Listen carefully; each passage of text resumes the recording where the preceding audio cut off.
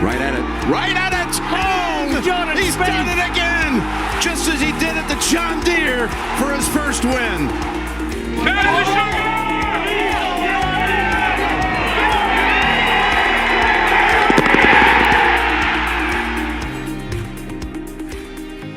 Welcome to episode number 34 of the Go Get That podcast. We've got the Valero Texas Open recap and a little bit of a Masters look ahead on this Monday, April 4th.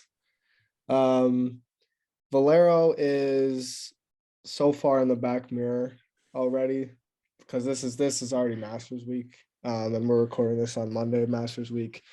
Tiger's already played 18 holes at Augusta, not a full, obviously 9-9, but there's, Valero is just like, it's irrelevant, to say the least. Congratulations though to JJ Spawn. That's a career-changing win for him. So always love to see those type of stories because, a win on the PGA Tour is life-changing, and he'll have status for a few tournaments. He'll get to play Augusta this week, so don't want to overlook that. If you're a JJ Spawn fan, you know him personally. I mean, that's a big week for him. But for us Spieth fans, we are on to bigger and better things. It is Masters week, and the Valero, I could not care less. The only reason we cared about it last year was because he won. I mean, if he had finished tied second, we probably wouldn't have cared about it either. Like, it's just like, you move on. It's the Masters. That's the main focus right now. And there's a lot. There's concerns. There's positives. It was a little vintage. I know Jordan agreed with me here. Those Sunday morning 8:30 wake ups. That's how we got our start. That's what we were doing on the reg back in our heydays, But it was nice because he hit the ball really well. It was nice seeing him throw that many darts. He made a few putts, but like the putter's still definitely an issue. I definitely think that there are some positives. I think he was stroking it a lot better on Sunday. I think the putts, those greens are really weird. I'm not going to make excuses for it. He's still got to make the putts, but at least the stroke looked better. That's the main key. But Jordan, I'll let you get your thoughts. The main key was he was fifth. He had his fifth best strokes gained approach round of his career on Sunday. Going into Augusta, that's confidence. But then again, if you can't make 3-footers, you're not going to contend anywhere. So recorded this on Monday, played the front nine today. Weather looks bad for tomorrow, Tuesday, when this will be going up. So I don't know if he'll play at all tomorrow, but Valero's in the rear view mirror, but definitely some signs on Sunday that he can take into Augusta. Perfect time with the weather tomorrow to drop the little putting gadgets in the hotel room or the house, wherever he's staying. Just roll the rock, baby. I mean, sometimes, like, I don't know, he's probably staying in a house, right? Yeah. So there's no way he's at like trying to think of a hotel. No way he's there. But if he went out into the hallway and just hit like putts, I mean, I'd imagine those hotel carpets are rolling at like a 10, 11, 12. I don't know. What is Augusta? What does Augusta usually roll at? 13? It's around a 13, 14, every year. But like, I mean, I've played. I mean, the thing about Augusta is that, I mean, Augusta can get to like a 15. It doesn't normally play like a 15, but it's not even the speed. Like, I've played on a 13 before. Like, there are courses that, like, really nice private courses, like country clubs, like they can get theirs up to a 13 sometimes, but it's that Augusta's a 15, 14, 13 with slopes that you've never seen. Yeah. I mean, to be rolling that fast, you have to hit it. You have to barely tap it, but also aim 8 inches right on a tap in par. Like, that's something you don't see normally. Like, this is one of those. I remember a quote someone said, on every course on tour besides Augusta, anything inside 3 feet, if you want to, you can hit it. You don't have to leave the hole. If you hit it with enough pace, you don't have to leave the hole. But at Augusta, that just doesn't ring true. You have to you have to start putts outside the hole no matter what speed you're hitting them at Augusta, and that's just something that you don't see very often. We know Jordan likes to play it outside the hole on almost every course, Yeah. but Didn't work very well, Valero. Yeah, I was gonna say that sounds phenomenal to my ears because he missed a lot of short putts last week. And just in general, he's been missing a lot of short putts. And I feel like it's because he puts too much break in him. Like he always just seems like he just like sees 4 or 5 inches of break in a 3-foot putt, and it's just not there. There's no need for it. But at Augusta, there's a need for it, right? And Valero's greens were rolling at probably, I don't know, an 11, maybe. not He said even that he's like Not 10 even. at he said they were 9 the or 10. I slowest. mean, the Open Based ran on well his at 9. complaints, based on Spieth's complaints, they were rolling very slow. I mean, the Open this year played it probably at 9 or 10. Fescue usually rolls around 9 or 10, but that's normal for fescue greens. There were people saying that these were the slowest greens he'd ever played on tour. Yeah. So like a 10 is the very least that those were playing this week. I mean, Which is insane crazy stuff. to then make the jump to Augusta. Are you losing a bit? And I mean, Andy was leaving. There What's we go. up? We just lost you for a second. Yeah, You're back now. Okay. I mean, he was leaving everything short too, right? It was So short and low the entire week. he was on Augusta greens already. Which might not be bad. I mean, we'll Yeah, figure that I mean, out soon. But that is a very optimistic take though.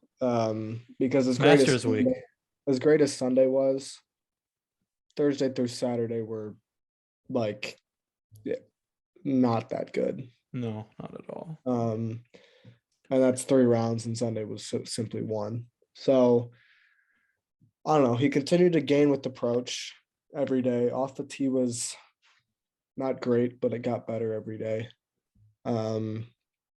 Short game got better every day as well. So we'll see. Again, he's trending, and I've kind of been banging that he's trending drum for a while since the Players.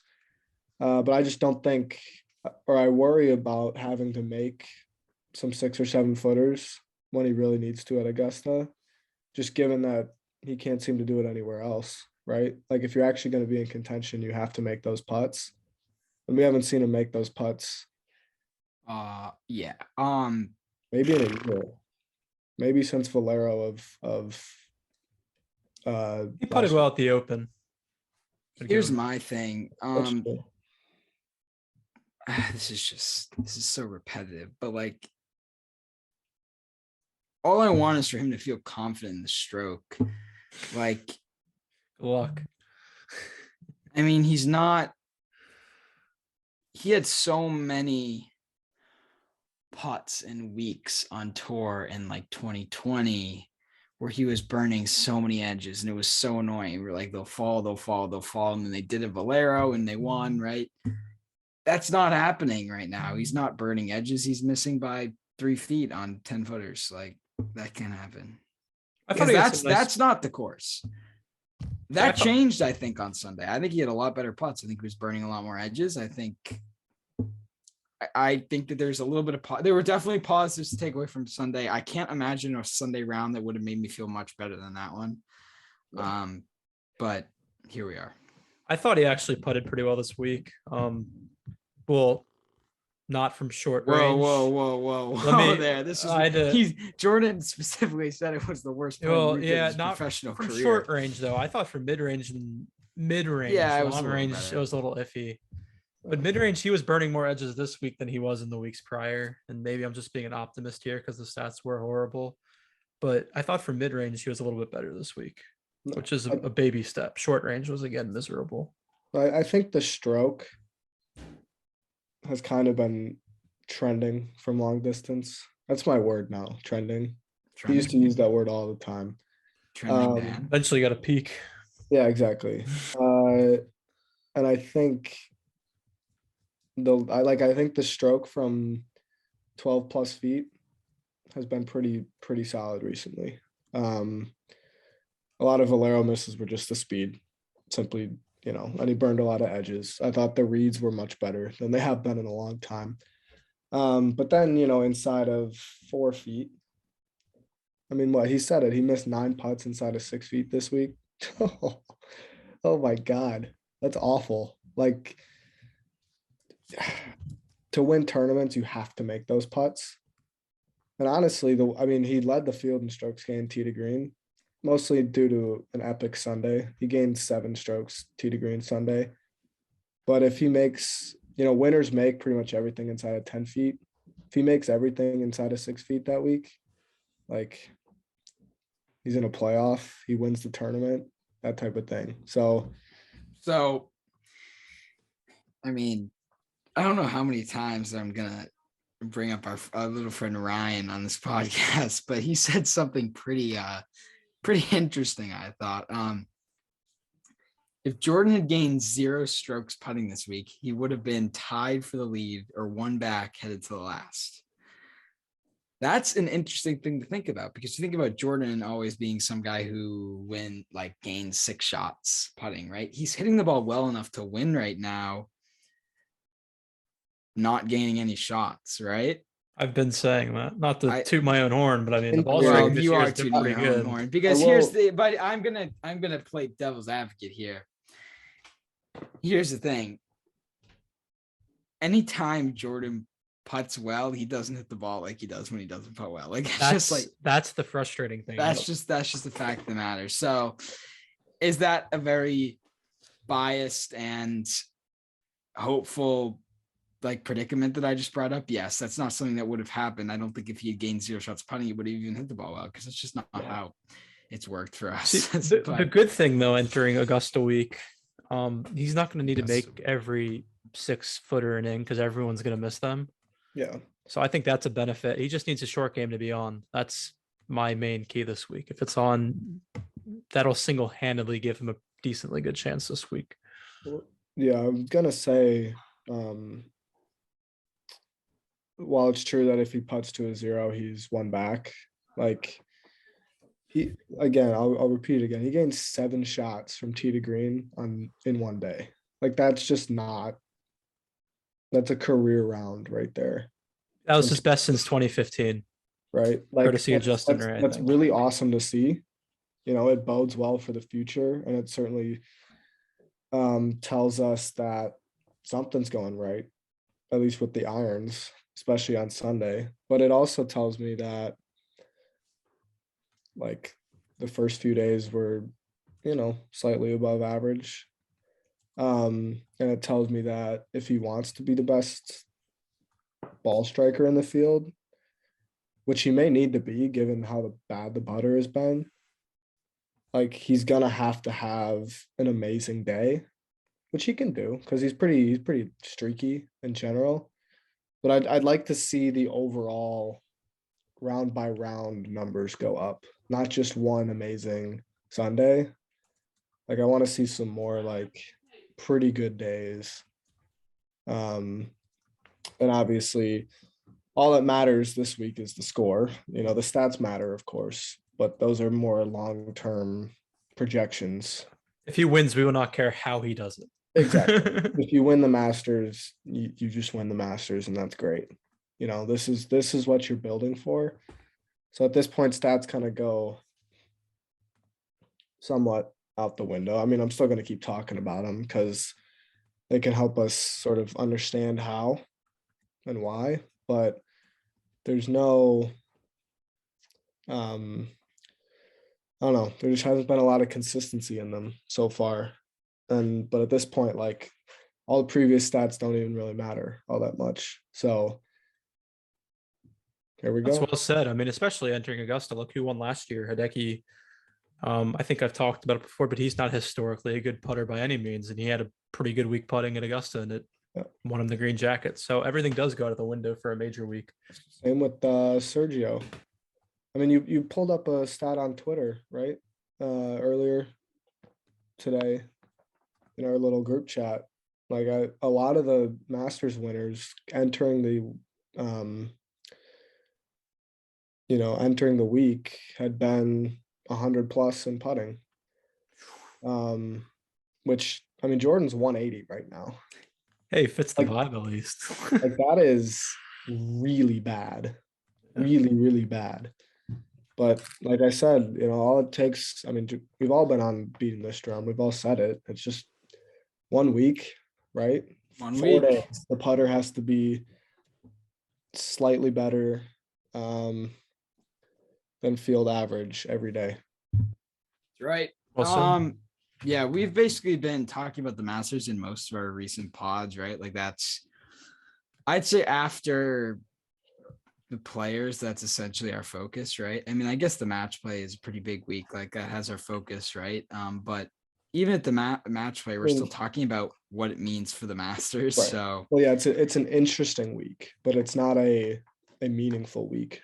Other than it is. statistics. I disagree with that. It's a WGC. We know WGCs are it's not are meaningful. massive. No, WGCs are more important than majors. you know that. Dude, everyone knows Jack Nicklaus is like 27. I don't even know. Okay. Oh, we want to get into that. No, we don't. WGCs are actually worthless, but the match play is a great tournament. So yeah, Correct. You can be meaningless and still be great. Exactly. Beautifully said, Dan. So yeah, we don't need to get repetitive. This doesn't even need to be a long podcast. We even said that. I know people wanted us to recap it, but my main thing, and this is basically what we've been saying, but I just want to say it because if Jordan Spieth can putt and keep the ball in play, his irons are in a good enough shape where he can have an average week and keep with the field and win this tournament. If he can putt and he doesn't end up in the trees the entire week, which I don't think he will, because I think his driver's been pretty good recently. But we've seen him have weird driving weeks every once in a while. So just hoping that it isn't one of those weeks. I think his irons are in a place where he can win. His long irons are very good, and long irons come very handy at Augusta. There are a lot of long irons, a lot of long par threes, a lot of all of the par fours. I mean, all of the par fives are reachable, and 2 of them are with long irons. You have to hit those well. Yes, 2 of them. He's not getting to 15 with an iron, but he can get there in 2 if he's in the fairway, though. Yeah, he can. I actually, funny enough, I was before we were. Yeah, how long is it now? It's 550. So I mean, Colin Morikawa actually said he hit his drive today just as far as he hit it last year. So I don't think. Well, we'll get more into this on Wednesday, but I don't think 15 will be that much different. 11 will be. I've heard some things. Well, I know the right side of 11 is a lot different. The chip is what Will Zalatoris said. You're gonna have to make a 15 to 20 footer for par. What do you mean? To save par, that chip from right of 11 is a lot harder. Really? Yeah. How did they do that? Because they changed the elevation a little bit. Ooh, I like that. Yeah, I just spilled my Gatorade. I will say, we've been monitoring. We'll get into more of this as well, but just looking at the weather, Augusta's going to play longer. Like there's a lot of rain coming Tuesday and some coming Wednesday night. Thankfully, it'll end kind of very early Thursday morning, so there shouldn't be any delays, unless they need just a little bit of sunshine to like help them fake it out. Yeah, and I'm sure come the weekend it'll be better because the sun will be out Friday through the end of the week, and there'll be some wind blowing on Friday. So it looks like late early is going to be the prime draw for tee times. But we'll get to all that later. But it will be quite interesting to see, how differently the course is playing and just kind of what it looks like, because it's the one major that's played at the same spot every year, and it's been played here for a long time. But as the golfers change, the course needs to change to keep that kind of I guess just like interest. Maybe interest isn't the right word, because I think if the Masters was always the same, it would be interesting for everybody. But you need to adjust the challenge. I think they, from what I've heard, I think it's going to be they've made a good adjustment to make it a good challenge. If I was a betting man, I would have 3 things that I am for sure confident in this week. I do not think the winning score gets to double digits. I don't either with the way the wind looks. I do not think Bryson makes the cut. And not really going out on a limb there. I don't think Hideki makes the cut. I think those 2 players, I guess this is really random, but I just kind of really wanted to time the fact that I don't think it's getting to double digits, but Hideki's got an injury lingering. I think it's a safe play to not be taking him in any one and dones or anything this week. I don't think he's going to defend very well. Yeah, it's going to play hard this week. It's going to play hard. If the wind's up, it's going to be a scrambling competition. And it looks like that's what the wind's going to be. It's going to be 15 to 25 Thursday through Saturday. And it looks like it'll calm down Sunday. Which I don't know if that suits Jordan right now. I think it does. About a short game. We'll talk about it Wednesday, but yeah, I think it does, but we'll get into that later. The up and down part of the up and down is championship winning. The down part of the up and down is questionable at best. So if it does turn into an up and down contest, Jordan's going to have to up extremely well. But I will say that I actually think it will get to double digits. So if we just want to have like a pod, like a disagreement of some sort, like the way Sunday is setting up. I mean, I know they'll make the pins hard, but Sunday screams like pristine conditions. Somebody shoots 66. I think somebody will be at like 7 or 8 already. That's fair. I saw the line right before we started the podcast. It's 277.5. So over under 10.5 under par. Yeah, I think that's a phenomenal line. I wouldn't say is that the bet? Yeah. Should we up it to 5 bets this week so we can take a few more props? We'd have to make it more than 100 points, but let's make it 200. Well, it's a major. This is a good transition. We have a very full podcast for you on Wednesday. It's live. So let me give you the rundown basically for what's going on, because we're already way past Valero. This is the Valero recap, but I get one more thing in Valero real quick. Yes, one more. PGA Tour live commentators might have reached an all-time low this week, dude. We're not gonna call anyone out, but one specific member was. There's a certain tough week. Female, maybe. Oh my god! We didn't have to go there. Come on. I actually didn't think she was that bad in recent years. But she was a rough week. I'm not trying to like hate on these people, because this is all personal opinion, right? Like, this is just like how they rub off on me, right? Those guys, like the guys in the booth. Was it Robert something? Yeah. Robert Dameron. Dameron. I like Robert Dameron. I mean, I think his golf announcing is fine, but there's just some cheesy lines being thrown out there. I mean, there was one, it was like, I don't even know. I'm gonna say like Drake lyrics going on too. Like, so one of the lines was between him and I think Chantel McCabe was talking about this too, and they were like,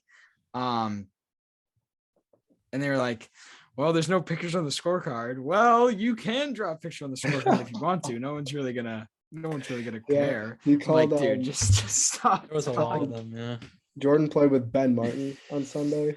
Yeah. And he called Ben Martin an oarless rowboat. I thought that was hilarious.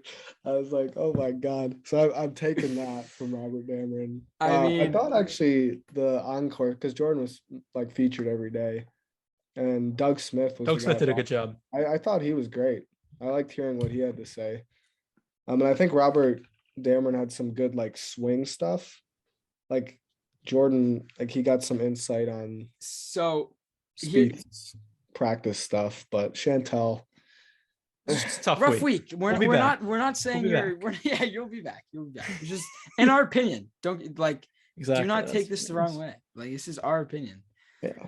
She will. I do want to play once again devil's advocate for these guys once.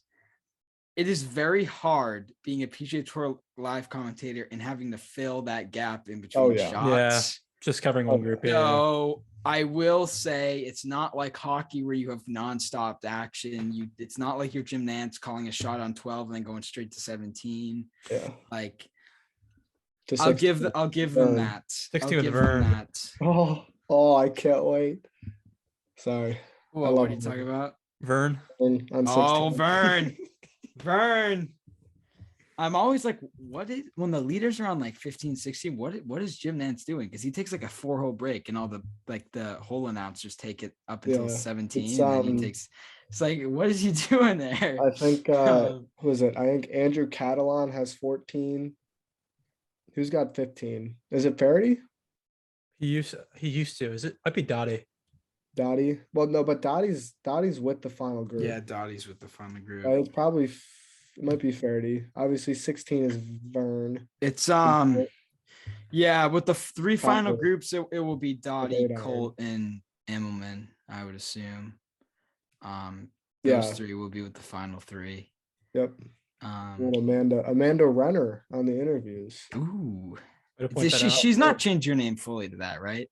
Like no, it'll be she's married. Renner, right? They referred to her on Masters on the Range as Amanda Renner. It said Amanda Renner. Really? Yeah, it was weird. Wow, that's gonna be hard to get used to. It is. Who, by the way, she is fantastic. I mean, she is so really good at what she does.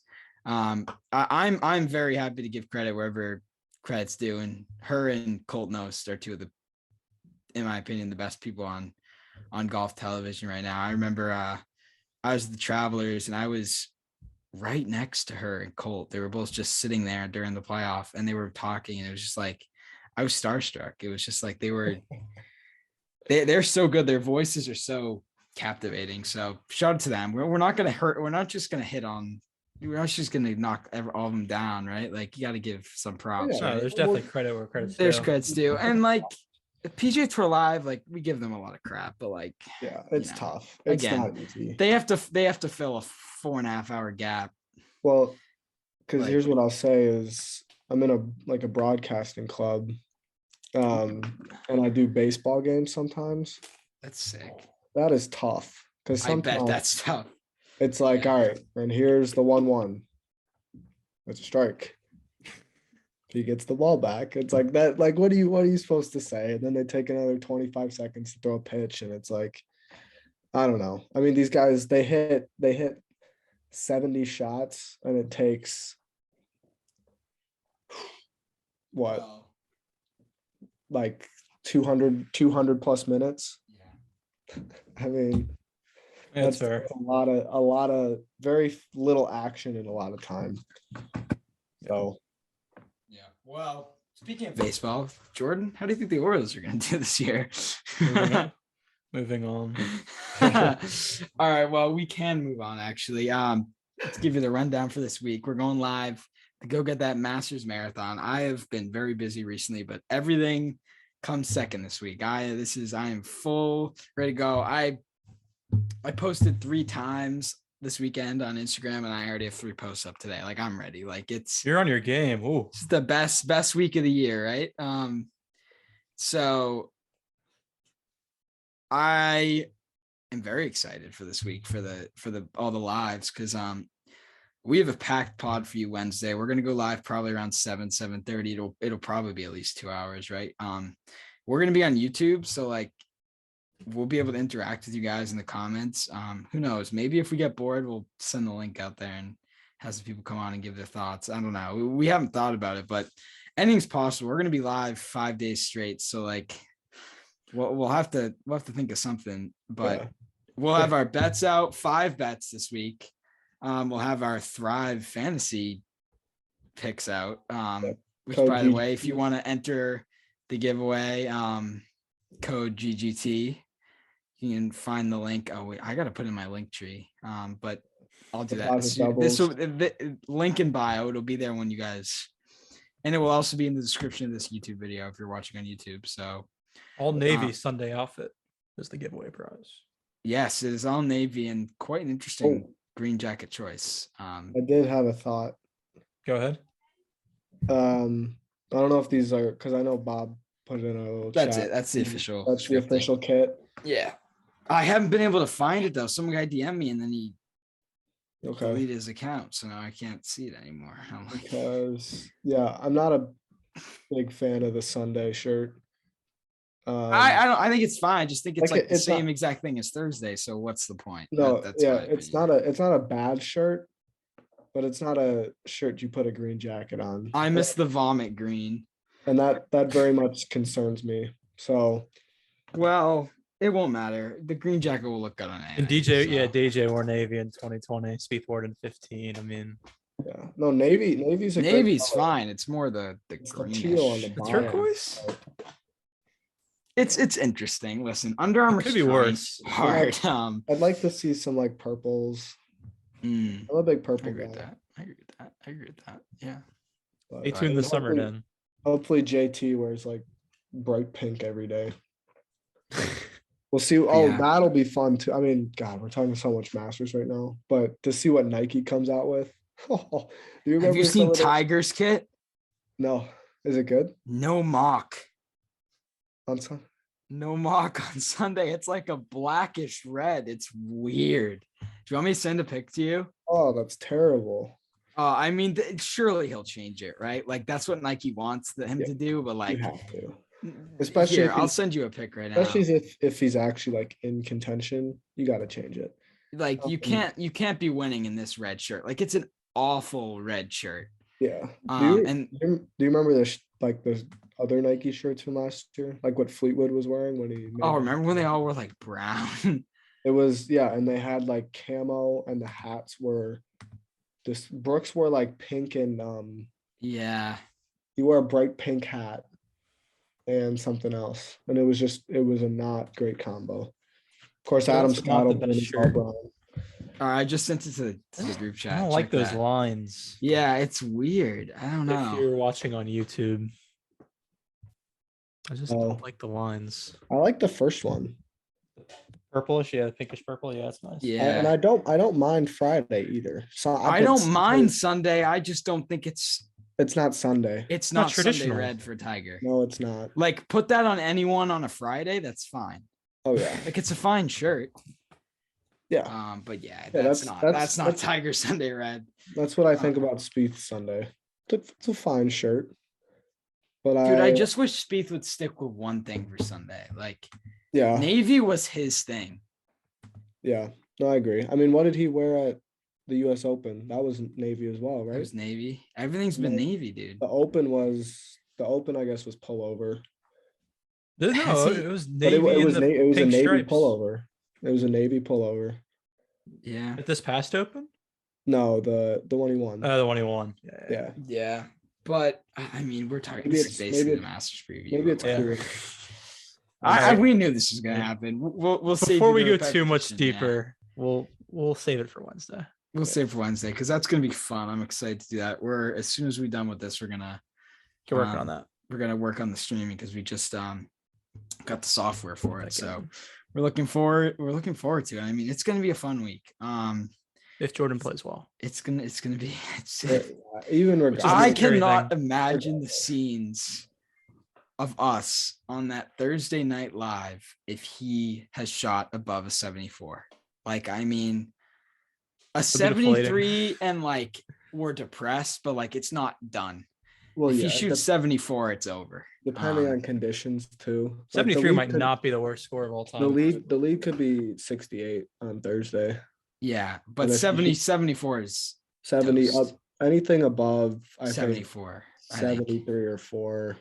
That's pretty like I Yeah. will take a 70 in a heartbeat. because that's above 73 or 4. That's officially cut watch.